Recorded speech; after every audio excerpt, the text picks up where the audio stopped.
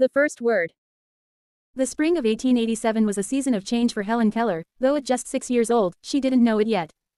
Blind and deaf since she was 19 months old, Helen's world was a dark, silent chaos.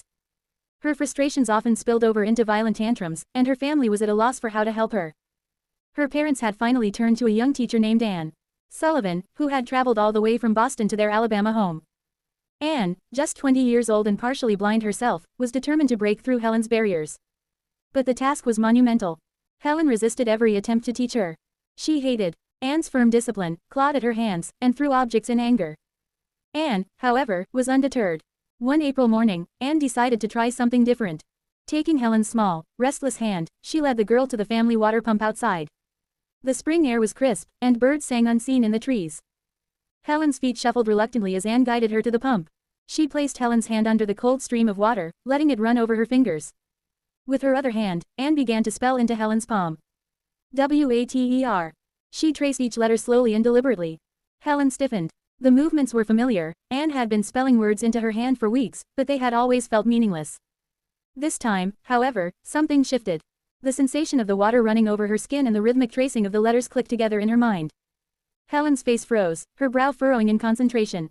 Her free hand shot out and touched the spout of the pump, as though to confirm what she was feeling. She turned back to Anne, her lips parting in wonder. Anne smiled and spelled it again. Water. Helen's hand trembled. She pushed Anne's hand away and spelled the letters back as best as her clumsy fingers could manage. Water. It was rough, but it was there. Anne nodded, tears glistening in her eyes. She spelled another word, pump, and Helen repeated it. The dam had broken. Helen suddenly understood that the signs in her hand represented the world around her, that they were names for the objects she could touch. Excitement surged through her. She dropped to her knees and began frantically patting the ground, pointing at everything she could find: dirt, grass, her own dress. Anne followed her, spelling each word into Helen's palm. By the end of the day, Helen had learned 30 new words. Inside the house, Helen ran to her mother, her face alight with joy. For the first time, she spelled something into her mother's hand: water. Her mother burst into tears and pulled her into an embrace. From that moment on, Helen's world grew brighter. She learned not only words, but the power of language, the ability to connect, to understand, and to be understood.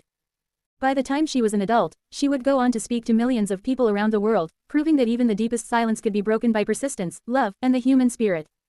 Anne Sullivan, meanwhile, remained by Helen's side for nearly 50 years, the two women forever bound by the miraculous moment at the water pump.